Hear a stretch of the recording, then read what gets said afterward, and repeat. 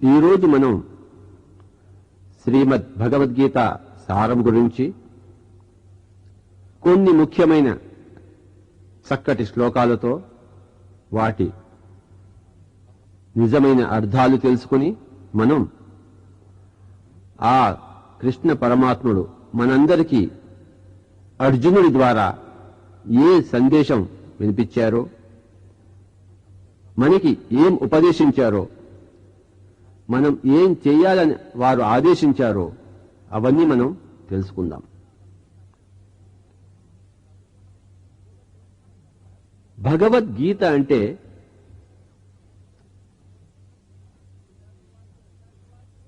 గీత అంటే రేఖ. గీత అంటే గీతము చేయనది కూడా, అంటే పాడునది కూడా. పాట పాడుకుంటాం దీన్ని, అందుకే గీత అన్నారు. ఈ భగవద్గీత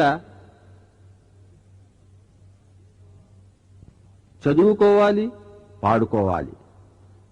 పాడుకోవడానికి అనువుగా ఉంది కనుక దీన్ని గీత అన్నారు. అంతేకాకుండా గీత అంటే రేఖ. ఆయన గీసిన రేఖ ఈ భగవద్గీత. దీన్ని మనం అతిక్రమిస్తే మనకి చేటే. ఆయన గీసిన రేఖలో మనం ఉంటే మనకి కలిగేది కళ్యాణమే. భగవత్ అంటే ఆ పదానికి అర్థం తెలుసుకుందాం. భాగ్యవంతుడు నుంచి వచ్చింది భగవత్. ఎలాగైతే బలవంతుడు, ధనవంతుడు అని మనం, ఆరోగ్యవంతుడు అని మనం అనుకుంటామో, భాగ్యవంతుడు అన్న పదానికి నోరు తిరగక మనం వాడుకుంటున్న పదమే భగవాన్ అని, తత్సంబంధమైన భగవత్ అని చెప్పేసి మనం అనుకుంటున్నాం. కనుక భాగ్యవంతులు అంటే మహానుభావులు ఎంతో మంది ఉన్నారు. వారిలో శ్రీకృష్ణ పరమ ఆత్మ అగ్రగణ్యుడు. ఆయన అర్జునుణ్ణి ఉపదేశించి భవిష్యత్ కాలం అంతటికీ కూడాను ప్రసాదం చేసిన ఈ భగవద్గీత ఈరోజు మనం కొద్దిగా తెలుసుకుని కాలక్రమేణా ఆఖరి వరకు ఆయన ఏమేం చెప్పాడో అవన్నీ కూడాను ముఖ్యమైన శ్లోకాల ద్వారా మనం తెలుసుకుందాం. ఎందుకు ముఖ్యమైన శ్లోకాలు అంటున్నానంటే, అనేకమైన విషయాలు పదే పదే ఆయన ముచ్చటించడం జరిగింది కనుక ఒకే విధమైన భావాలు అనేక వివిధ శ్లోకాల్లో ఆయన వివరించి చెప్పారు. మనం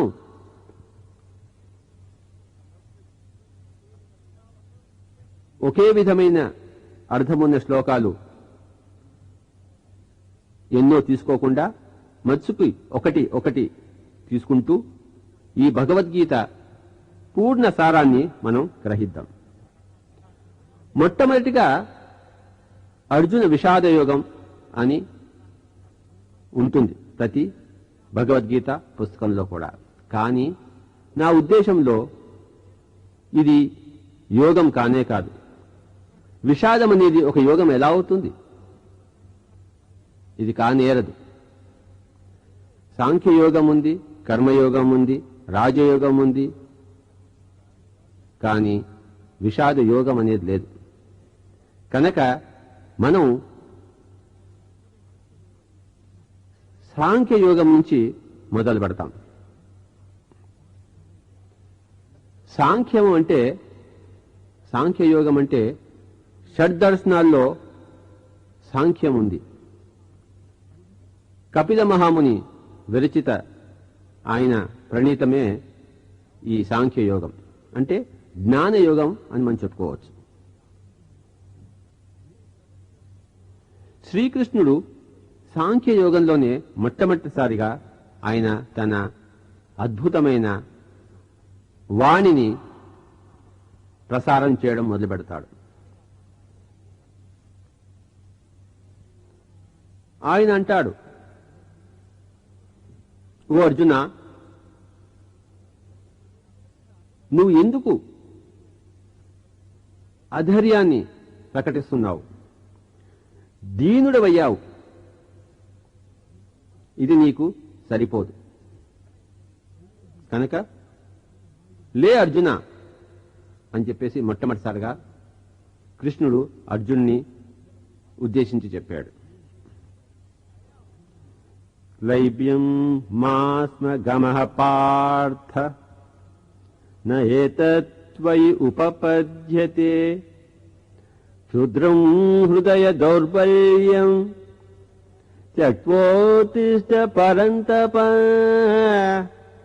పరంతప. క్లైబ్యం మాస్మ గమః పార్థ న ఏతత్త్వయి ఉపపద్యతే క్షుద్రం హృదయ దౌర్బల్యం త్యక్తోత్తిష్ఠ పరంతప. క్లైబ్యం అంటే దీనావస్థ, మాస్మ గమః పార్థ దాన్ని పట్టుకుని పోకు ఓ అర్జున. నా ఏతత్ త్వయి ఉపపద్యతే, ఇది నీకు తగదు. హృదయ దౌర్బల్యం అనేది చాలా క్షుద్రం. ఎట్టి పరిస్థితుల్లోనూ కూడాను మనం గట్టిగా ఉండాలే గాని దుర్బలులుగా ఉండకూడదు. ముఖ్యంగా నీలాంటి యోధుడికి ఇది చాలా అవమానకరమైన విషయం అని చెప్పేసి కృష్ణుడు ఇందులో మనకి చెప్పాడు. అర్జునుడికే కాదు, మనకు కూడా ఈ సందేశము, ఎట్టి పరిస్థితుల్లో కూడా మనం దుర్బలులుగా ఉండకూడదు. పరిస్థితిని అవగాహన చేసుకోవాలి, దానికి తగిన నిర్ణయాన్ని తీసుకుని దాన్ని నిస్సంకోచంగా మనం అమలు చేయాలి. అంతేగాని హృదయ దౌర్బల్యత అనేది క్షుద్రం అని శ్రీకృష్ణ పరమాత్మ మొట్టమొదటిసారిగా మనకి ఆ చక్కటి సందేశం ఇచ్చారు. హృదయ దౌర్బల్యం అనేది ఎప్పుడూ క్షుద్రమే, అది ఎల్లవేళలా వర్జింపదగినది. త్యక్త్వా ఉత్తిష్ట పరంతప. త్యక్త్వ అంటే వదిలిపెట్టేసేయి. ఈ యొక్క హృదయ దౌర్బల్యాన్ని తీసేసి. ఉత్తిష్ట అంటే లే అర్జున. అర్జునుడు కింద పడిపోయి ఉన్నాడు, కింద కూర్చుని ఉన్నాడు. లే అర్జున, గెడప్ అంటున్నాడు కృష్ణుడు. తర్వాత ఇంకొక శ్లోకం తీసుకుందాం. అశోచ్యాన్ అన్వశోచస్త్వం ప్రజ్ఞావాదాంశ భాషసే గతాసు నగతాసూంశ్చ నానుశోచంతి పండిత. అశోచ్యాన్ అన్వశోచస్త్వం ప్రజ్ఞావాదాంశ భాషసే గతాసు నగతాసూంశ్చ నానుశోచంతి పండిత. అంటే కృష్ణ పరమాత్మ అంటున్నాడు, అశోచ్యాన్ అన్వశోచహస్త్వం అంటే దేనికోసం ఏడవకూడదో దానికి ఏడుస్తున్నావు నువ్వు. అంతేకాకుండా నాకే పెద్ద పెద్ద మాటలు బోధిస్తున్నావే, ప్రజ్ఞావాదాలు పలుకుతున్నావే ఏమీ తెలియకుండా. ఒకవేళ నువ్వు ప్రజ్ఞావాదాలు పలికేవాడివైతే ఎందుకు ఏడుస్తున్నావు? ప్రజ్ఞ శోకం అనేది రెండు కూడాను పరస్పర విరుద్ధ స్వభావాలు. కనుక ఏడవ కూడా దానికోసం నువ్వేడుస్తూ నువ్వు నీతి మాటలు పలుకుతున్నావు. పండితుడనేవాడు గతించిన వాడి కోసం గాని అథవా గతించబోయే వాడి కోసం గాని ఎవరి కోసం ఏడవడు. గతాసూన్ అగతాసూంశ్చ న అనుశోచంతి పండితాః. ప్రపంచంలో ఉండే ప్రతివాడు చనిపోయేవాడే. చనిపోయిన వాడి కోసం గాని చనిపోయేవాడి కోసం గాని పండితుడు అనేవాడు ఎప్పుడూ శోకించడు. కనుక శోకం ఎక్కడున్నా అది అపాండిత్యానికి ఉదాహరణే గాని ఎట్టి పరిస్థితులలోనూ అది పాండిత్యం అనిపించుకోదు. కనుక ఇంకొకసారి చెప్పుకుందాం, ఇది చాలా ముఖ్యమైన శ్లోకం. ఎట్టి పరిస్థితులలోనూ కూడాను ఏడవడం అనేది మన అజ్ఞానానికి, ఆత్మజ్ఞాన లేమికి నిదర్శనం. అశోచ్యాన్ అన్వశోచస్త్వం ప్రజ్ఞావాదాంశ భాషసే గతాసూనగతాసూ నానుశోచంతి పండిత.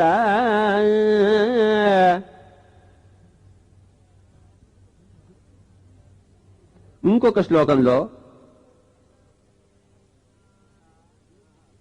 ఈ యొక్క దేహము దేహి సంబంధమే, దాని యొక్క విశ్లేషణే ఈ సాంఖ్యయోగం అంతా కూడాను. అదే నిజానికి మొత్తం భగవద్గీతలో ఆది నుంచి తుది వరకు ఉన్నది. అదే ఒక్కటే విషయం. ఆధ్యాత్మిక సూత్రాలు ఎన్నో లేవు, ఉన్నవి వ్రేళ్ల మీద లెక్క పెట్టవచ్చు.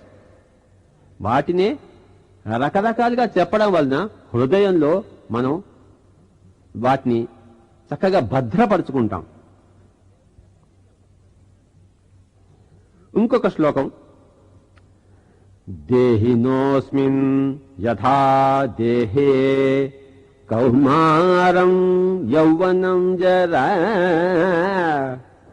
తథా దేహాంతర ప్రాప్తి ధీరస్తత్ర న ముహ్యతి. దేహినోస్మిన్ యథా దేహే కౌమారం యౌవనం జరా తథా దేహాంతర ప్రాప్తి ధీరస్తత్ర న ముహ్యతి.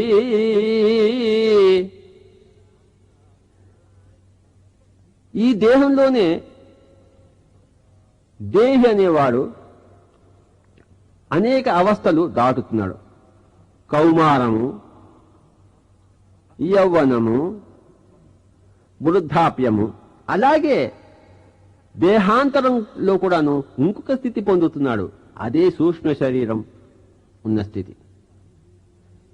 కనుక ఎప్పుడు ఒక స్థితి నుంచి ఇంకొక స్థితికి పయనిస్తాడే గాని దేహి ఆత్మ అవినాశి. చిన్నప్పుడు మనం చాలా చిన్నపిల్లవాడుగా ఉన్నాం, తర్వాత యవ్వనవంతులుగా అయ్యాం, ఇక వృద్ధావస్థ వస్తుంది. అంతే, ఒకటి పోయి ఇంకోటి వస్తుంది. అంతేగాని మనకి నాశనము, ఆత్మకి నాశనం అన్నది లేనే లేదు. ఇదే ఎప్పటికప్పుడు మనం వింటూనే ఉంటాం. అదే ఎప్పటికప్పుడు మనం వింటూనే ఉండాలి. తినగ తినగ వేము తీయగనుండు అన్నట్టు వినగ వినగ రాగము అతిశయులును. కనుక భగవద్గీతా సారము అంటే ఈ జ్ఞాన సూత్రాలు మనం అనేక సార్లు పునరుక్తి చేసుకుంటేనే మనకి ఆ జ్ఞానం స్థితమవుతుంది. ఇంకొక శ్లోకం చూద్దాం. న జాయతే మ్రేతే వా కదాచిన్నాయం భూత్వా భవితావాన్ భూయః అజో నిత్య శాశ్వతోయం పురాణో న హన్యతే హన్యమానే శరీరే న జాయతే మ్రియతే వా కదాచిన్నాయం భూత్వా భవితావాన్ భూయః అజో నిత్య శాశ్వతోయం పురాణో న హన్యతే హన్యమానే శరీరే.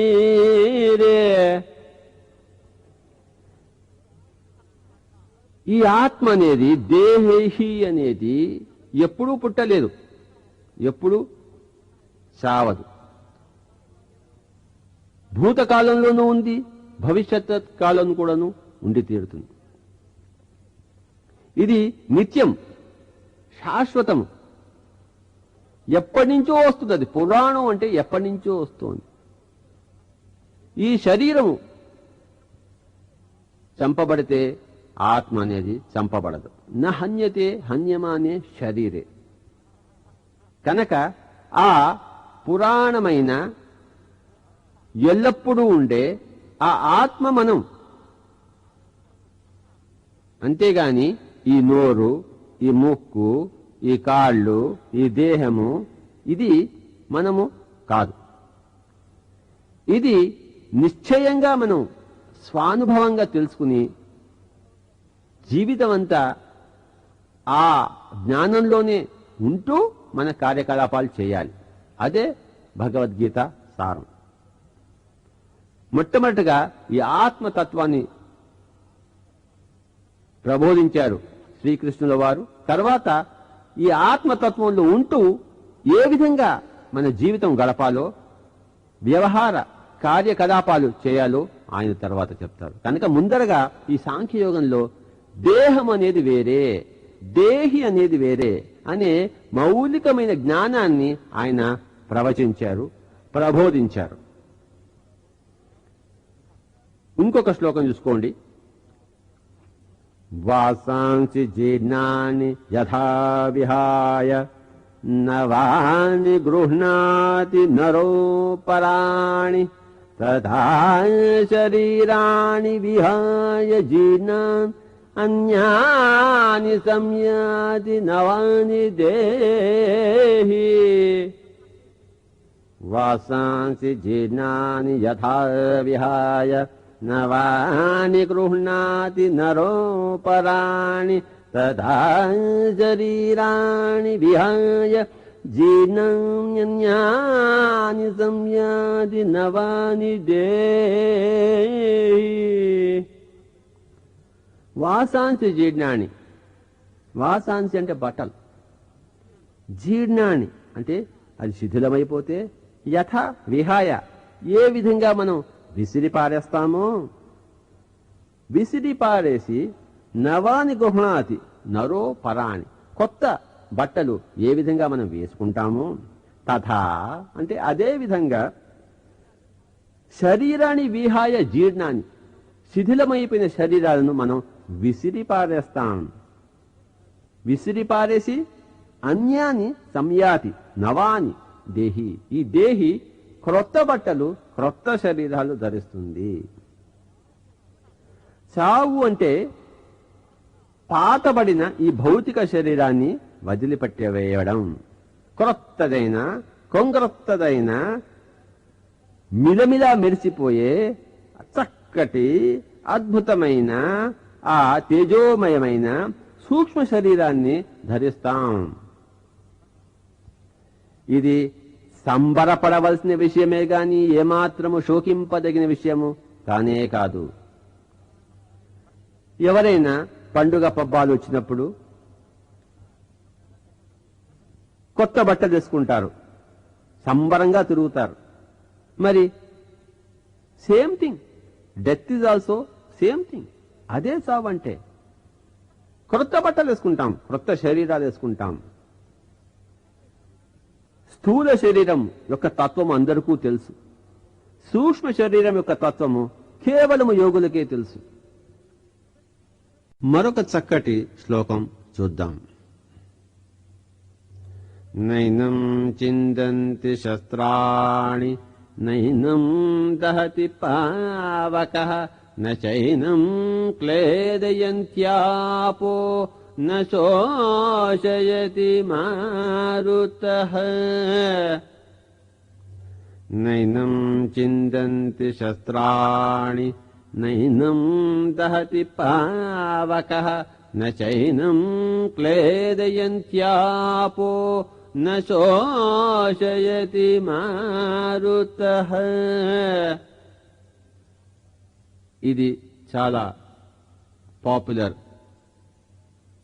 శ్లోకం. ఈ ఆత్మ అనేది శస్త్రాలతో ఛేదింపబడదు. భౌతిక శరీరమే శస్త్రాలతో ఛేదింపబడేది. ఆత్మ అనేది అగ్నితో దహింపబడదు. పావకం అంటే అగ్ని. ఈ దేహమే అగ్నితో దహింపబడేది కనుకనే దహ్యతే ఇది దేహ అన్నారు. దహింపబడుతుంది కనుక దేహం అన్నారు. అలాగే నీటితో ఈ ఆత్మ తడుపబడదు, గాలితో ఎండింపబడదు. ఇంకా దేనికి మనం చింతిస్తున్నాం? దేనికి చింతించవలసిన అవసరం లేదు. మనము ఈ ఆత్మ పదార్థం, దేహము కాదు. దేహం యొక్క గుణం వేరే, ఆత్మ యొక్క గుణం వేరే.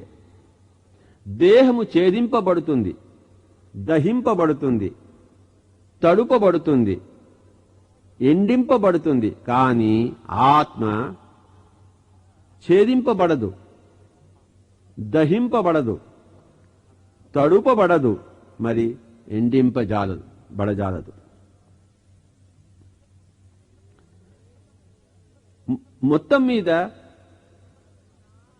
కృష్ణ పరమాత్మ దేహము వేరే, దేహి వేరే అని మనల్ని తెలుసుకోమంటాడు. ఇంకొక విషయం చెప్పారు ఆయన. ఏమంటే మనిషి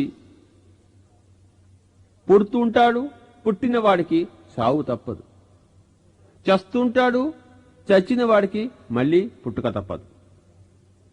ఈ విధంగా ఏదైతే తప్పించుకోలేమో, జన్మ మరణము, మరలా జన్మ మరలా మరణము, ఏదైతే తప్పించుకోజాలమో దానికెందుకు ఏడుస్తున్నాం అంటే దానికి ఏడ్చే అవసరం లేదు, శోకించే అర్హత లేదు మనకి అని చెప్పేసి ఆయన ఉద్ఘాటించాడు. జాతస్య హి ధ్రువో మృత్యుః ధ్రువం ధ్రువం జన్మ మృతస్య చ తస్మాదే అపరిహార్యేర్ధే న త్వం శోచితుమర్హసి. జాతస్య హి ధ్రువో మృత్యు ధ్రువం జన్మ మృతస్య చ తస్మాద్ అపరిహార్యేర్ధే న త్వం శోచితుమర్హసి. జాతస్య హి ధ్రువో మృత్యు, పుట్టుకతోనే మరణం ఎప్పుడైనా సంభవించవచ్చు. 2 రోజుల్లో సంభవించవచ్చు, 2 క్షణాల్లో సంభవించవచ్చు, 20 సంవత్సరాల తర్వాత సంభవించవచ్చు, 2000 ఏళ్ల తర్వాత సంభవించవచ్చు. అలాగే చనిపోయిన తర్వాత మళ్ళీ వెంటనే పుట్టవచ్చు, 20 సంవత్సరాల తర్వాత పుట్టవచ్చు, 2000 సంవత్సరాల తర్వాత పుట్టవచ్చు. మొత్తం మీద ఈ పూర్తిగా ఆత్మజ్ఞానం వచ్చేంత వరకు ఈ చక్ర భ్రమణం అనేది జరుగుతూనే ఉంటుంది. కనుక మన కోసమే మనం పెట్టుకునే ఈ చక్ర భ్రమణాని కోసం మనం ఎందుకు ఏడవాలి? ఇది సంతోషించవలసిన విషయమే గాని ఏడవవలసిన విషయము ఎట్టి పరిస్థితుల్లోనూ కాదు. మన పిల్లవాడిని స్కూల్కి పంపిస్తాం, తిరిగి వస్తాడు 5వ క్లాసు, 6వ క్లాసు, 7వ క్లాసు. అలాగే ఈ భౌతికమైన ఈ భూప్రపంచం కూడా ఆత్మల యొక్క ఎడ్యుకేషన్కి అంటే జ్ఞానం సమీకరించుకోవడానికి ఉద్దేశింపబడిన పాఠశాల లాంటిది. ఇక్కడికి రావడం అనేది అద్భుతమైన విషయం, ఏడవదగిన విషయం కాదు. ఇక్కడి నుంచి వచ్చిన తర్వాత కొద్ది రోజులు ఉంటాం, పోతాం, మళ్ళీ తిరిగి వస్తాం కొత్త కొత్త పాఠాలు నేర్చుకోవడం కోసం. కనుక ఈ చక్ర భ్రమణం అనేది మనం కోరి మనం ఏరుకున్నదే. ఇదేమి తప్పించుకోదగిన విషయం ఏమీ కాదు. జన్మ పరంపర అనేది చక్కటి విషయం. కనుక ఇందులో పుట్టుకకి ప్రత్యేకమైన సంబరం గాని, చనిపోవడానికి ప్రత్యేకమైన శోకం గాని వెలిపుచ్చడం అనేది మనం సత్యాన్ని తెలుసుకోకపోవడమే అవుతుంది గాని సత్యాన్ని తెలిసి జీవించడం మాత్రం కాదు. కనుక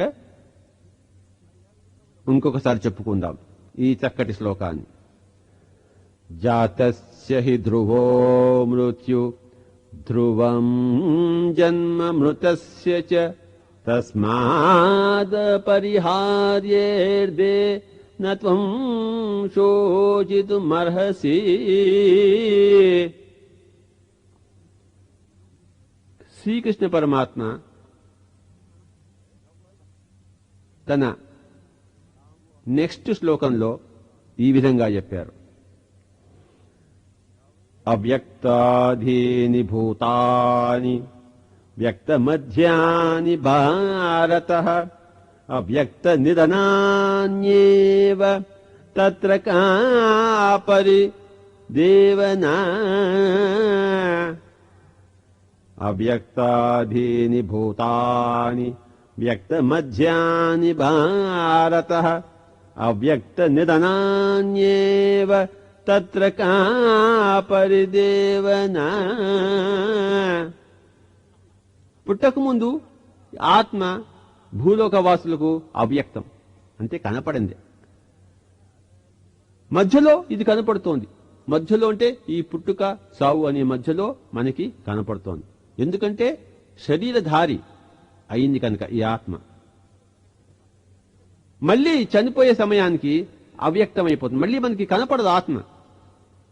నిధన అంటే ఆ చనిపోయే సమయం ఆసన్నమైన అయినప్పుడు ఈ ఆత్మ పదార్థం మళ్ళీ మనకి కనపడకుండా పోతుంది.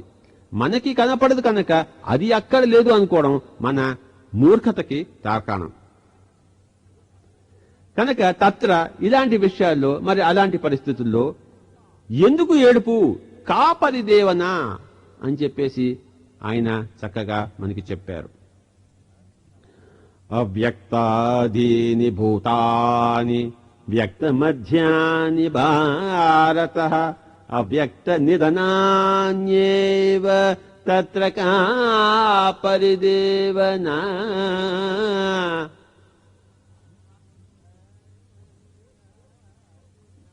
ఈ యోగులు, జ్ఞానులు, ముముక్షువులు, అయోగ్యులు అని 4 రకాలు ఉన్నారు.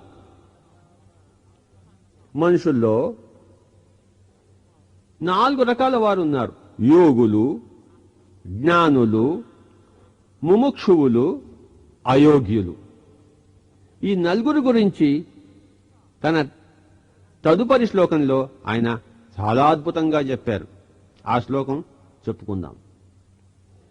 ఆశ్చర్యవత్ పశ్యతి కశ్చిదేన మాశ్చర్యవత్ వదతి తథైవ చాన్యః ఆశ్చర్యవశ్చైన మన్యః శృణోతి శ్రుత్వాప్యేనం వేదన చైవ కశ్చిత్.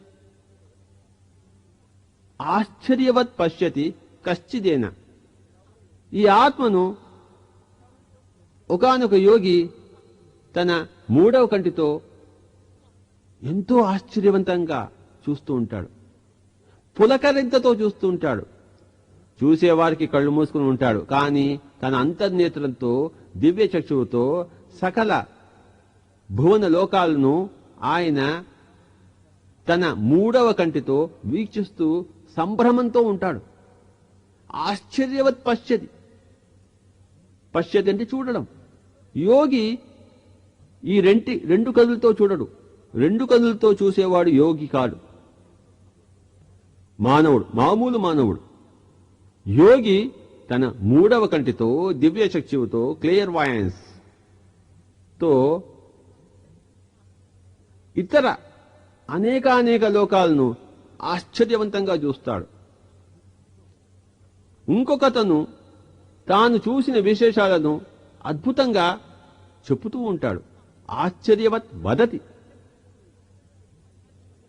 ఈ చెప్పేదాన్ని ఇంకొక ముముక్షువు చక్కగా ఆశ్చర్యంగా వింటుంటాడు. అలాగా మీరు ఆ లోకాలకు పయనించారా?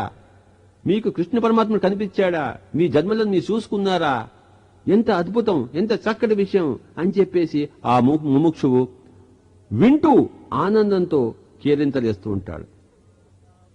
యోగులు ధ్యానంలో చక్కటి లోకాల్లో విహరిస్తూ ఆనందంతో చూస్తూ ఉంటారు. జ్ఞానులు ఆ సమస్త యోగ విషయాలను ఆశ్చర్యవంతంగా చెప్తూ ఉంటారు. ముముక్షువులు ఈ చెప్పిన దాన్ని ఎంతో ఆనందంగా ఆశ్చర్యంతో వింటూ ఉంటారు. అయితే కొంతమంది అయోగులు ఇది విన్నా కూడాను వాళ్ళకి ఏమీ అర్థం కాదు. శ్రుత్వా విప్యనం వేద న చైవ కశ్చిత్. శ్రుత్వాపి అంటే విన్నా కూడా, ఏనం అంటే వారు, వేద నా అంటే తెలుసుకోలేరు, ఏమాత్రం తెలుసుకోలేరు. కనుక కృష్ణ పరమాత్మ 4 రకాల మనుషుల గురించి చెప్పాడు. యోగులు, జ్ఞానులు, ముముక్షువులు, అయోగ్యులు. మనిషి చనిపోతే ఏమవుతుంది? స్వర్గానికి వెళ్తాడు. హతో వా ప్రాప్స్యసి స్వర్గం జిత్వా వా భోక్ష్యసే మహీం తస్మాదుత్తిష్ట కౌంతేయ యుద్ధాయ కృత నిశ్చయః. హతో వా ప్రాప్స్యసి స్వర్గం జిత్వా వా భోక్ష్యసే మహీం తస్మాదుత్తిష్ట కౌంతేయ యుద్ధాయ కృత నిశ్చయః. చనిపోతే ఏమవుతుంది? స్వర్గానికి వెళ్తాం. ఇక్కడ మనం ఈ భగవద్గీత పారాయణం, ఈ భగవద్గీత వినడం అనేది చక్కటి మనుషులే చేస్తున్నారు కనుక, వాళ్ళకే చెప్తున్నాడు కనుక, వాళ్ళంతా కూడా నువ్వు చనిపోయిన తర్వాత స్వర్గవాసులే, అంతేగాని నరకవాసులు ఎవరు లేరు. నరకవాసి ఈ మాటలు వినడు, వింటే వాడు నరకవాసి కాలేడు. కనుక ఇది వింటున్న వాళ్ళందరూ కూడాను చనిపోయిన తర్వాత స్వర్గవాసులే కాని తదితరం కాలేరు. కనుక ఈ యుద్ధంలో నువ్వు గెలిచావా అర్జున, నువ్వు స్వర్గలోకం వెళ్తావు. ఒకవేళ గెలిస్తే ఈ లోకంలో నీకు ఆధిపత్యం వస్తుంది, మరణిస్తే నువ్వు స్వర్గలోకం వెళ్తావు. కనుక తస్మాత్ అంటే దేర్ ఫోర్, కనుక ఉత్తిష్ట లే అర్జున, నువ్వు ఏమాత్రం శోకించవద్దు. యుద్ధాయ కృత నిశ్చయ, నువ్వు చేయవలసిన ధర్మాన్ని కృత నిశ్చయంతో చెయ్యి, ఏమాత్రము సందేహం రానియకు. ఈ యుద్ధాయ కృత నిశ్చయ అనేది మనం కూడా మన జీవితంలో మనం ప్రవేశపెట్టాలి. ప్రతి మనిషి జీవితం అనే ఈ రణరంగంలో యుద్ధం చేస్తున్నాడు. తన ధ్యేయము సాధించడం కోసం యుద్ధం చేస్తున్నాడు. తన ధ్యేయ సాధన అనే యుద్ధం ఎప్పుడు కృత నిశ్చయంతో చేయాలి. అందులో ఏమాత్రం పొరపచ్చం రాకూడదు. భీతిల్లి వెనక్కి తిరిగిపోకూడదు. మన వెన్ను చూపకూడదు. యుద్ధంలో ప్రవేశించాం, జీవితం అనే రణరంగంలో ప్రవేశించాం, పుట్టాం అంటే ధ్యేయంతోనే పుట్టాం. చనిపోయేంత వరకు ఆ ధ్యేయం కొనసాగుతూనే ఉండాలి, ఆ ధ్యేయం కొనసాగిస్తూనే చచ్చిపోవాలి. అంతేగాని ఇంటికి పరిగెత్తి చనిపోకూడదు. మన ధ్యేయం మనం చేస్తూ ఉంటాం, మధ్యలో చావు వస్తే చక్కగా పైలోకాలకు వెళ్తాం. ఎందుకంటే మన ధ్యేయం నిర్వర్తిస్తూ మనం చనిపోయాం. ఆ ధ్యేయం పూర్తయిందనుకోండి, ఈ జన్మలోనే జీవన్ముక్తుడిగా వెలసిల్లుతాం. అంటే ఇక్కడే చక్కటి రారాజులా, ఆత్మ చక్రవర్తిలా మనం వెలుసిల్లుతాం. కనుక మనం చేసే ఈ జీవనం అనే ఈ యుద్ధం ఎలా చేయాలి అంటే కృత నిశ్చయంతో చేయాలి, నిశ్చయమైన బుద్ధితో చేయాలి. అందులో ఏమాత్రము సంశయము ఉండకూడదు. వేదాల గురించి, అందులో ఉన్న జ్ఞానం గురించి మరొక చక్కటి శ్లోకంలో ఆయన ఈ విధంగా చెప్పారు. త్రైగుణ్య విషయ వేద నిస్త్రైగుణ్యో భవార్జున నిర్ద్వంద్వో నిత్య సత్వస్థో నిర్యోగక్షేమ ఆత్మవాన్.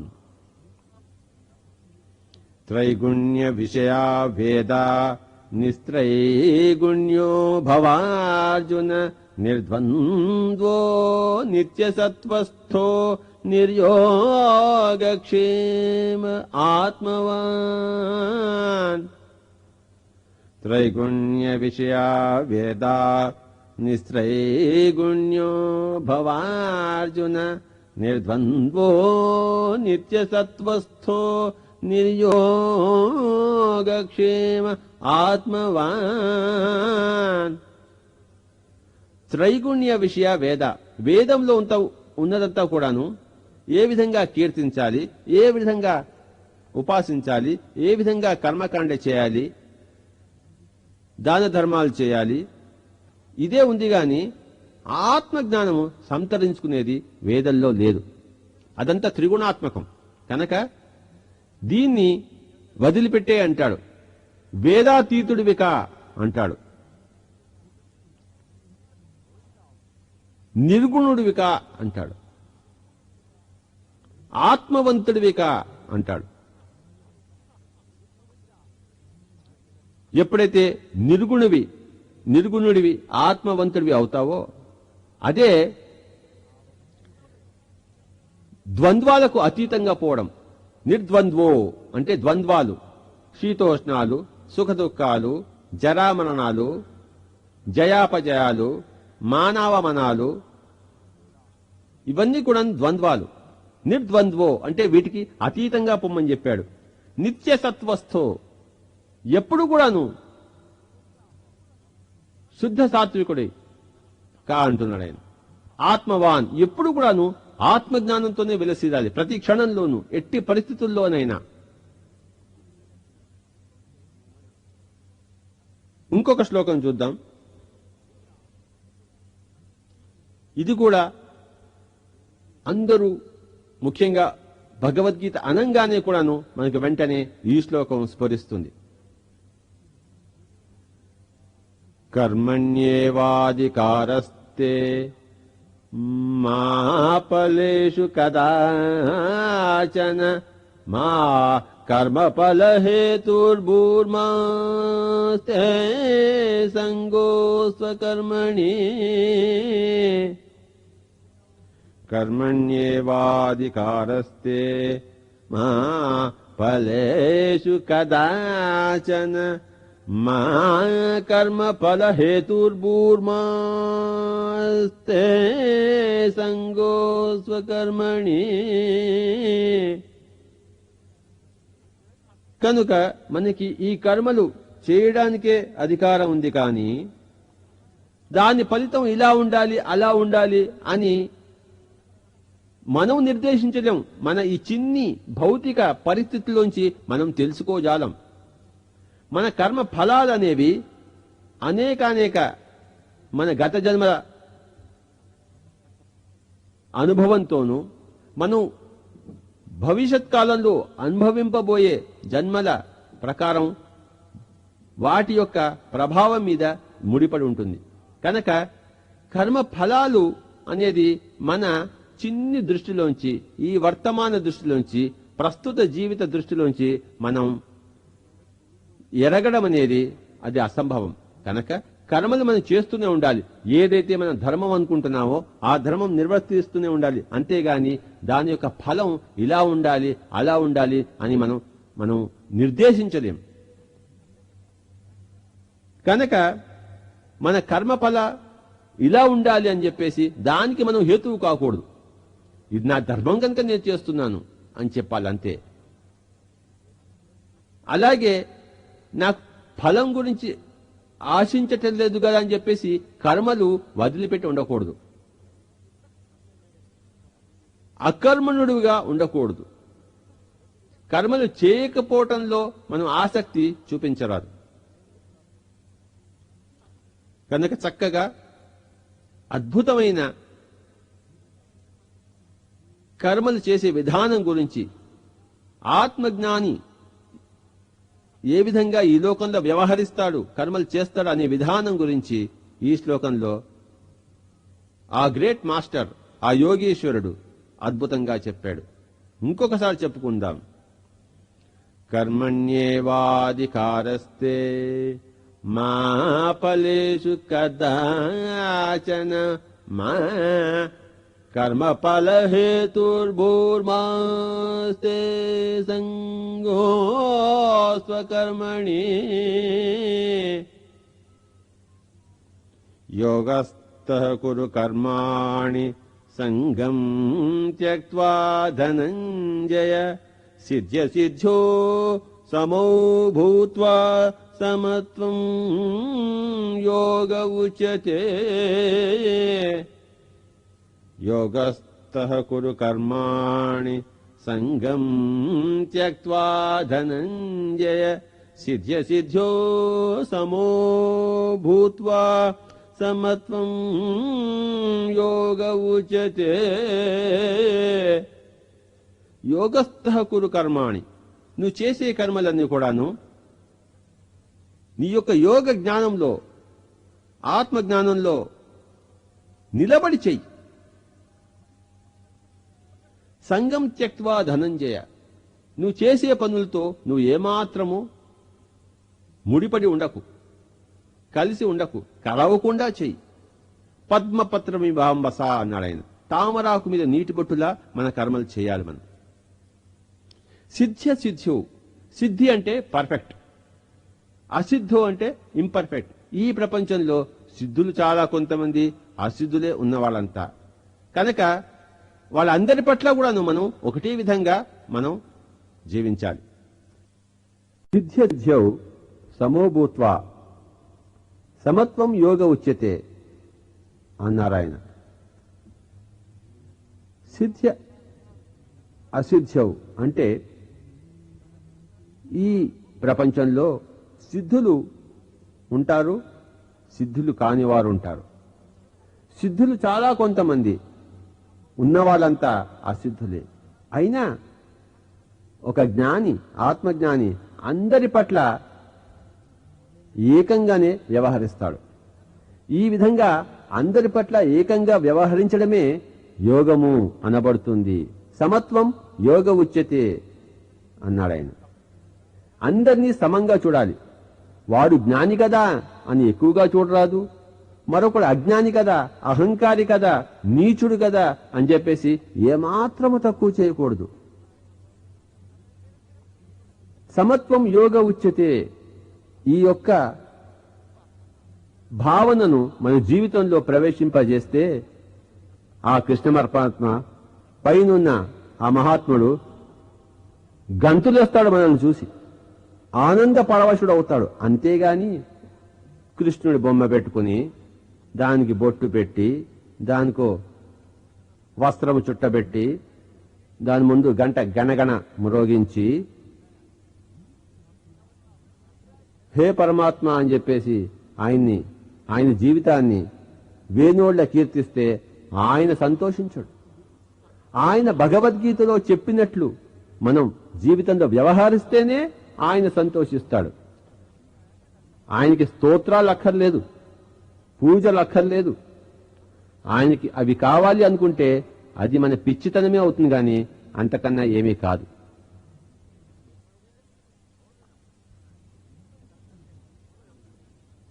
మరొక చక్కటి శ్లోకం చూద్దాం. ధ్యాయతో విషయాన్ పుంసః సంగస్తేచూపజాయతే సంగాత్ సంజాయతే కామః కామాత్ క్రోధోభిజాయతే. ధ్యాయతో విషయాన్ పుంసః సంగస్తేషూపజాయతే సంగాత్ సంజాయతే కామః కామాత్ క్రోధోభిజాయతే. ధ్యాయతో విషయాన్ పుంసః సంగస్తేషూపజాయతే సంగాత్ సంజాయతే కామః కామాత్ క్రోధోభిజాయతే. మానవుడు దేని గురించి నిత్యము ఆలోచిస్తుంటాడో దాని మీదే సంగం అంటే అటాచ్మెంట్ పెరుగుతుంది. ఎప్పుడైతే సంగం పెరిగిందో కామము ఉద్భవిస్తుంది. డిజైర్, స్ట్రాంగ్ డిజైర్ అన్నమాట కామం అంటే. ఎప్పుడైతే ఎవరైనా మన యొక్క స్ట్రాంగ్ డిజైర్ని, వాంఛిత కామాన్ని అడ్డుపడతారో వాళ్ళ మీద మనకు కోపం వస్తుంది. మనకి కామమే లేకపోతే క్రోధం ఎక్కడి నుంచి వస్తుంది? నిత్య ఆలోచనల ద్వారా సంగము అంటే అటాచ్మెంటు, దాని ద్వారా తీవ్ర వాంఛ, దాన్ని ఎవరైనా భంగపరిస్తే వారి పట్ల క్రోధము మనకి సంభవిస్తాయి. ధ్యాయతో విషయాన్ పుంసః సంగస్తేషూపజాయతే సంగాత్ సంజాయతే కామః కామాత్ క్రోధోభిజాయతే.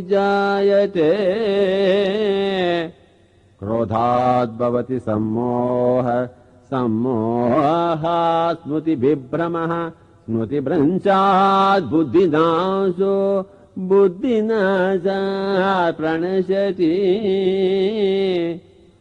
క్రోధాద్ భవతి సమ్మోహ సమ్మోహాత్ స్మృతి విభ్రమః స్మృతిభ్రంశాత్ బుద్ధినాశో బుద్ధినాశాత్ ప్రణశ్యతి. ఈ క్రోధం నుంచే సమ్మోహం వస్తుంది. సమ్మోహం అంటే విపరీతమైన మోహం. ఇంకా అది లేకపోతే నేను ఉండలేను అనే మోహం. మనం కోరిన దాన్ని ఎవరిని అడ్డుపడితే మనకి ఇంకా అహంకారం విజృంభిస్తుంది.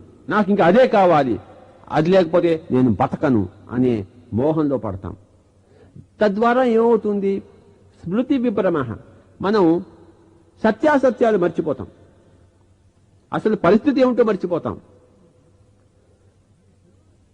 ఎప్పుడైతే సత్యాసత్యాలు మర్చిపోతామో మన బుద్ధి నాశనం అవుతుంది. అంటే విచక్షణ జ్ఞానం పోతుంది.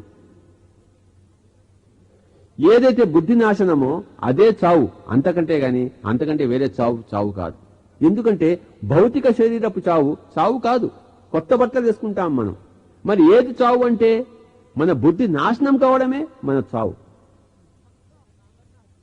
ఈ విధంగా మన జీవితంలో దేని గురించి ఆలోచించాలి, దేని గురించి మనం అటాచ్మెంట్ పెంచుకోవాలి, దేని గురించి కోరాలి అంటే ఆత్మవస్తువు గురించి ఆలోచిస్తే దాని మీదే మనకి అటాచ్మెంట్ పెరిగి దాన్నే తీవ్రంగా వాంఛిస్తాం. అప్పుడు మిగతా అనాత్మ విషయాల నుంచి మనకి దూరం అవుతాం, వాటి మీద మోహభరితులం కాం. అప్పుడు మన బుద్ధి ఎప్పుడూ చావదు, ఎప్పుడూ మనకి నాశనం ఉండదు.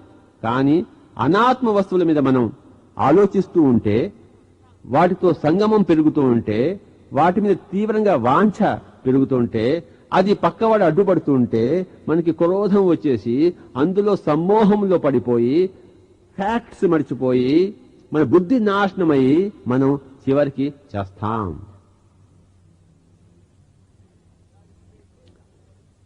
మరొక చక్కటి శ్లోకం చూద్దాం. ఇందులో ఇంకొక విషయం చెప్తాడు శ్రీకృష్ణ పరమాత్మ. యా నిశా సర్వభూతానాం తస్యాం జాగర్తి సంయమి, యస్యాం జాగర్తి భూతాని సా నిశా పశ్యతో మునే. ఏదైతే అన్ని సకల ప్రాణికోటికు రాత్రో, సంయమి అంటే యోగికి అది పగలు. ఏదైతే సకల భూతాలకు పగలో అది యోగికి రాత్రి.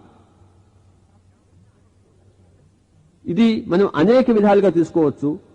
లిటరల్ గా తీసుకోవాలంటే యోగి పగలంతా కూడాను అటు ఇటు పనికిరాని వాళ్ళ తిరుగుతున్నా రాత్రి అంతా కూడాను చక్కటి యోగ స్థితిలో ఉండి అనేక లోకాలను సందర్శిస్తూ ఉంటాడు. యోగి కానివాడు పగలు నేను ఏదేదో సాధిస్తున్నా అని చెప్పేసి అనేక ఆడంబరాల్లో మునిగి తేలుతూ రాత్రి మటుకు గాఢ నిద్రలో ఉండిపోతాడు. యోగి కాని వాడికి పగలు కాని రాత్రి కాని ఆ వ్యవహారాల్లో పూర్తి భేదం ఉంటుంది. అంతేకాకుండా ఏదైతే సత్యము ఒక అయోగ్యుడికి అది అసత్యము యోగికి, ఏదైతే అసత్యమో అయోగ్యుడికి యోగికి అది సత్యం, యోగికి అది వెలుగు. కనుక యా నిశా సర్వభూతానాం తస్యాం జాగర్తి సంయమి, యస్యాం జాగర్తి భూతాని సా నిశా పశ్యతో మునే. యా నిశా సర్వభూతానాం తస్యాం జాగర్తి సంయమి, తస్యాం జాగ్రతి భూతాని సా నిశా పశ్యతో మునే. కనుక యోగికి రాత్రి పగలు చేసుకుంటాడు, పగలును రాత్రిగా చేసుకుంటాడు. ఈ విధంగా సాంఖ్యయోగంలోని కొన్ని ముఖ్యమైన శ్లోకాలను మనం తెలుసుకున్నాం. ఇక నెక్స్ట్ యోగమైన కర్మయోగంకి మనం వెళ్దాం. ఒక ముఖ్యమైన విషయం మీరు గుర్తుంచుకోవాల్సింది ఏమిటంటే, సాంఖ్యయోగమన్నా కర్మయోగమన్నా అన్నిట్లోనూ అదే నాలెడ్జ్ ఉంటుంది, అన్నిట్లోనూ అదే కర్మ విధానం ఉంటుంది. నిజానికి ఈ అధ్యాయాల విభాజనం అనేది చాలా కృత్రిమంగా ఉంది భగవద్గీతలో. అన్ని చాప్టర్స్లోనూ అన్ని అధ్యాయాల్లోనూ అన్ని విషయాలు చెప్పబడ్డాయి. కనుక ఈ యొక్క అధ్యాయాల ఆ టైటిల్స్ కు మనం విశేషమైన ప్రాధాన్యత ఏమాత్రము ఇయ్యనవసరం లేదు. మొట్టమొదటి నుంచి చివరి దాకా కూడాను అన్ని అధ్యాయాల్లో మౌలికమైన సూత్రాలు చెప్పబడ్డాయి. ఇప్పుడు మనం ఈ 3వ అధ్యాయమైన కర్మయోగం అనబడే దాంట్లోంచి కొన్ని శ్లోకాలు తెలుసుకుందాం. ఈ శ్లోకం చూద్దాం. నియతం కురు కర్మత్వం కర్మ జ్యాయో హ్యకర్మణః శరీరయాత్రాపి చతే న ప్రసిద్ధేద కర్మణః. నియతం కురు కర్మత్వం అంటే నియమించిన కర్మలే చేయాలి అని. కర్మ చేయడం అనేది కర్మలు చేయకపోవడం కన్నా ఎక్కువైనది. కర్మ జ్యాయో హ్యకర్మణః శరీర యాత్ర కూడాను కర్మలు చేయకపోతే జరగవు కదా. కనుక ఈ శ్లోకాన్ని మనం చూద్దాం. నియతం కురు కర్మత్వం కర్మజ్యాయో హ్యకర్మణః శరీరయాత్రాపి చ తే న ప్రసిద్ధ్యేద కర్మణః. నియతం కురు కర్మత్వం కర్మజ్యాయో హ్యకర్మణః శరీరయాత్రాపి చ తే న ప్రసిద్ధ్యేద కర్మణః. నియమించిన కర్మలు మాత్రమే చేయాలి. మనకి నియమించని కర్మలు చేయకూడదు. కర్మలు చేయడం అనేది చేయకపోవడం కన్నా మిన్న. శరీర యాత్రకి మనం ఏదో ఒక కర్మ చేసి తీరాలి. కర్మలు లేకుండా ఎప్పుడూ ఉండలేం. కనుక చేసే కర్మలు సరి అయినవా కావా తెలుసుకుని సరి అయిన కర్మలే చేయమని ఆయన చెప్తున్నారు. ఇంకొక శ్లోకం చూసుకుందాం. ఈ కర్మలు గొప్పవాళ్ళు చేస్తారు, గొప్పవాళ్ళు కాని వాళ్ళు చేస్తారు. గొప్పవాళ్ళు చేసే కర్మలను గొప్పవాళ్ళు కాని వాళ్ళు 1000 కళ్ళతో చూస్తారు, చూసి నేర్చుకుంటారు. కనుక ఈ గొప్పవాళ్ళు తమ కర్మలను బహుజాగ్రత్తతో చేయవలసి ఉంటుంది. ఎందుకంటే వారు మిగతా వారికి ఆదర్శ పురుషులు. దీన్నే కృష్ణ పరమాత్మ ఎలా చెప్తున్నారంటే, యద్యదాచరతి శ్రేష్ఠ తత్తద్దేవేతరో జనః స యత్ ప్రమాణం కురుతే లోకస్తదనువర్తతే. యద్యదాచరతి శ్రేష్ఠ తత్తద్దేవేతరో జనః స యత్ ప్రమాణం కురుతే లోకస్తదనువర్తతే. యద్యదాచరతి శ్రేష్ఠ తత్తద్దేవేతరో జనః స యత్ ప్రమాణం కురుతే లోకస్తదనువర్తతే.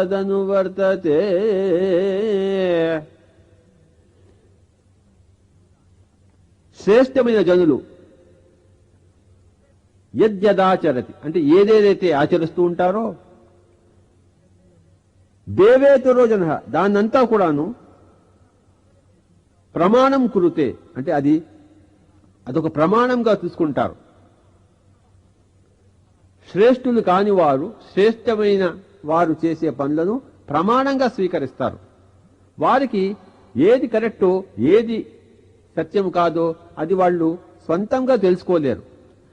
శ్రేష్ఠుడు చేస్తున్నాడు కనుక ఇది సరి అయినది అయి ఉంటుంది అని దాన్ని స్వీకరిస్తాడు. కనుక ఎవరైతే శ్రేష్ఠులు అయిన వాళ్ళు, ముఖ్యంగా పిరమిడ్ ధ్యాన కేంద్ర మాస్టర్లందరూ కూడాను వీరు చేసే పనులను ఇతరులు గమనిస్తూ ఉంటారు. పిరమిడ్ స్పిరిచువల్ సొసైటీ మాస్టర్స్ అంతా కూడా శ్రేష్ఠులు. కనుక శ్రేష్ఠులైన వారిని మిగిలిన వాళ్ళు గమనిస్తూ ఉంటారు. గమనించి వాళ్ళు నేర్చుకుంటారు. అందరూ స్వతహాగా నేర్చుకోలేరు, కొంతమంది చూసి నేర్చుకుంటారు. ఎవరిని చూసి నేర్చుకుంటారు? శ్రేష్ఠులైన వారిని. కనుక ఎవరైతే మాస్టర్స్ అయి ఉంటారో, ఆత్మజ్ఞాన పరాయణులు అయి ఉంటారో, ధ్యాన యోగులు అయి ఉంటారో, వారు కర్మలను ఏ విధంగా చేయాలి, వారు చేసే కర్మలు అందరికీ ఆదరణీయంగా ఉండాలి, అందరూ సులభంగా గ్రహించే విధానంలో ఉండాలి. కనుక ఈ యొక్క శ్లోకం మన పిరమిడ్ స్పిరిచువల్ సొసైటీస్ మెంబర్స్ అందరికీ కూడాను చాలా ఇంపార్టెంట్ శ్లోకం. నేను ఏది చేసినా పర్వాలేదు, నేను యోగిని కదా అని అంటారు. నిజమే, అరణ్యంలో ఉంటే ఎవరూ లేకుండా ఉంటే చుట్టుపక్కల ఏదైనా చేసుకోవచ్చు. చుట్టుపక్కల మనం సంఘంలో ఉంటున్నప్పుడు మన ప్రభావం వారి మీద ఉంటుంది. కనుక ఏ విధమైన ప్రభావాన్ని మన ద్వారా ఇంకొకరి మీద ప్రసరింప చేయాలో దాన్ని గమనించి మన కర్మలు చేయవలసిన రెస్పాన్సిబిలిటీ యోగుల మీద ఉంది. యోగులు they cannot be doing irresponsible actions. దీన్నే కృష్ణ పరమాత్మ చాలా చక్కగా చెప్పారు. యద్యదాచరతి శ్రేష్ఠ తత్తద్దేవేతరో జనః స యత్ ప్రమాణం కురుతే లోకోస్తదనువర్తతే. లోకమంతా కూడాను శ్రేష్ఠులు ఏదైతే చేశారో దాన్ని చూసి దానికి అనుగుణంగా ప్రవర్తిస్తారు. కనుక ఈ విషయం మనమందరం చక్కగా గుర్తుంచుకొని మన ప్రభావం ఇతరుల మీద ఏ విధంగా ఉండడం సబబో తెలుసుకొని ఆ విధంగా మనం ప్రతి కర్మ కూడాను చేయాలి. మన ఆలోచనలు కూడా ఇంకొకరి మీద ప్రభావం చూపిస్తాయి. మన చేతలే కాదు, మన మాటలే కాదు, మన ఆలోచనలు కూడా వాళ్ళని ప్రభావం చేస్తాయి. అది కంటికి కనపడదు. కానీ యోగులైన మనం, ధ్యానులైన మనం ఆలోచనలను కూడాను సక్రమ మార్గంలో చేసుకోవాలి. ఎందుకంటే వాటి ప్రభావం ఇతరుల మీద ఉంటుంది కనుక. నెగటివ్ థింకింగ్ అనేది ససేమిరా వర్జ్యం. ఎల్లప్పుడూ పాజిటివ్ థింకింగ్, మిరాక్యులస్ థింకింగ్ మటుకే ఉండాలి. అందరికీ ప్రోత్సాహకరమైన మాటలే మాట్లాడాలి. నువ్వేం చేస్తావోయ్, నీకు సాధ్యం కాదోయ్, ఇలాంటివి తగనే తగదు. భగవద్గీతలో దాని గురించి ఎవరు మాట్లాడుకున్నా స్వధర్మం అనేది చాలా ముఖ్యం. ఈ స్వధర్మం గురించి మనం ప్రత్యేకంగా ఈ శ్లోకం ఎక్కువగా వింటూ ఉంటాం. శ్రేయాన్ స్వధర్మో విగుణః పరధర్మాన్ స్వనుష్ఠితాత్ స్వధర్మే నిధనం శ్రేయః పరధర్మో భయావహ. అంటే ఎవరికి వారికి వారి వారి స్వధర్మం శ్రేయస్కరమైనది. మిగతా వాళ్ళ ధర్మం మీ కంటిలో అది ఉత్తమ స్థితిలో ఉన్నది అని తెలుసుకున్నా అది వారికి కరెక్ట్, మీకు మటుకు మీ స్వధర్మం కరెక్ట్. బోధన చేయడం చాలా గొప్పది అని చెప్పేసి మనకి బోధన చేయడం చేత కాకపోయినా కూడా బోధన చేయకూడదు. అది వారికి సరిపోయింది. మనకి ఏది సరిపోతుందో మనం తెలుసుకుని దాన్ని చేయాలి. లేకపోతే వారు చేసింది నేను చేసిన దానికన్నా మంచిది అని మనం అనుకుని పులిని చూసి నక్కవాత పెట్టుకున్నట్టు మనం పరధర్మాన్ని అనుష్ఠించడానికి ప్రయత్నిస్తాం. మన స్థాయి ఎదిగినప్పుడు ఆ ధర్మమే మన దగ్గరికి నడిచి వస్తుంది. ముందరే దానికి ప్రాకులాడడం చాలా అసబబు. రెక్కలు రాకుండా ఎగరడం వద్దు, కింద పడి నువ్వు కష్టాలు తెచ్చుకుంటావు అని ఆయన చెప్తున్నారు. శ్రేయాన్ స్వధర్మో విగుణః పరధర్మాన్ స్వనుష్ఠితాత్ స్వధర్మే నిధనం శ్రేయః పరధర్మో భయావహ. శ్రేయాన్ స్వధర్మో విగుణః పరధర్మాత్ స్వనుష్ఠితాత్ స్వధర్మే నిధనం శ్రేయః పరధర్మో భయావహ. మన స్వధర్మమే మనకి మంచిది. స్వధర్మం ఎలా తెలుస్తుంది? మనం యోగ పుంగవులైతేనే మన స్వధర్మం తెలుస్తుంది, లేకపోతే తెలియదు. ధర్మం తెలియకుండా, మనం చేయవలసిన ధర్మం తెలియకుండా మనం జీవితం గడిపేస్తూ ఉంటాం. దానితో మళ్ళీ మళ్ళీ జన్మ సంభవిస్తూ ఉంటుంది. ఫస్ట్ ధర్మం తెలుసుకోవాలి, అధర్మం తెలుసుకోవాలి. తర్వాత ధర్మాలలో స్వధర్మం ఏమిటో తెలుసుకోవాలి, స్వధర్మం చెయ్యాలి. పరధర్మం అది ధర్మం అయినా కూడాను మనం చాలా ఆలోచించి గాని దాన్ని చేపట్టకూడదు. కనుక ఇది చాలా ధర్మ సూక్ష్మమైన విషయం. రెండు ఉన్నాయి, జ్ఞానం అనేది ఒకటి, ధర్మం అనేది ఒకటి. జ్ఞానం అంటే ఉన్న విషయాన్ని తెలుసుకోవడం, ధర్మం అంటే తెలుసుకునే విషయాన్ని రకరకాల పరిస్థితుల్లో సరిగ్గా ఆచరించడం. జ్ఞానం వచ్చిన తర్వాతే ధర్మం మనకి తెలుస్తుంది. ధర్మం తెలిసిన తర్వాతే మనం దాని అనుష్ఠానం సరిగ్గా చేస్తాం. పూర్తి యోగికే తన స్వధర్మం తెలిసేది. మరి యోగులు కాని వాళ్ళకి స్వధర్మం తెలియదు కదా. మరి వాళ్ళకి ఏం చేయాలి అంటే వాళ్ళు యోగుల దగ్గరికి వెళ్ళి, స్వామి నేను చేయవలసిన ధర్మం ఏమిటి అని వారు అడగాలి. అడగడంలో సిగ్గుపడరాదు. ప్రతి మనిషి ఇంకొక మనిషి దగ్గర చెయ్యి జాపవలసిన వాడే. తాటిని తన్నేవాడు, తల తన్నేవాడు ఇంకొకడు ఎప్పుడు ఉంటూనే ఉంటాడు. కనుక మనకన్నా జ్ఞానుల వద్ద పోయి మనం చెయ్యి జాపడం అనేది మనకి సిగ్గు కానే కాదు.